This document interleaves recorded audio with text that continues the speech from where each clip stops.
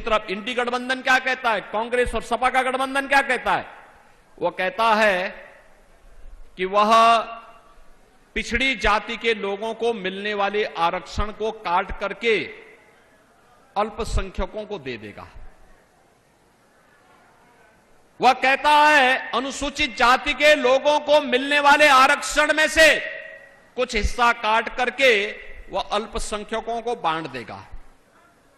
बाबा साहब भीमराव अंबेडकर ने कहा था कि धर्म के आधार पर आरक्षण नहीं हो सकता। धर्म के आधार पर आरक्षण भारत के विभाजन का आधार बना था और स्वतंत्र भारत धर्म के आधार पर आरक्षण स्वीकार नहीं कर सकता। फिर कांग्रेस और सपा के लोग क्या चाहते हैं? क्या देश का फिर से विभाजन चाहते हैं?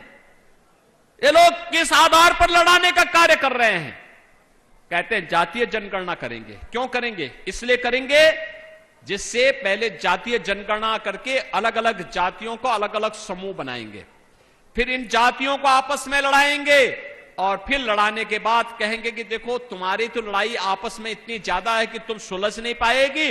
अब एक काम करते हैं कि तुम्हें जो ये आरक्षण मिलता है तुम पहले आपस में झगड़ा सुलझा देना, तब तक इस आरक्षण का लाभ मुसलमानों को दे देते हैं। कांग्रेस और सपा का गठबंधन ऐसे है जैसे किसी अनाड़ी हाथों में कोई ट्रैक्टर दे दिया जाए और कहा जाए कि चला लो, तो वह किसी के ऊपर चढ़ा देगा। यही स्थिति है इन लोगों की। तो ये दो लड़कों की जोड़ी तो यही है। ये लोग माफिया और अपराधियों को गले का हार बनाते थे, उनका महिमा मंडन करते थे, संतों को प्रताड़ित करते थे और शरीफ लोगों को व्यापारी और बेटी की सुरक्षा में सेंध लगाते थे। और आज आप देख रहे होंगे कि बेटी और व्यापारी सुरक्षित है,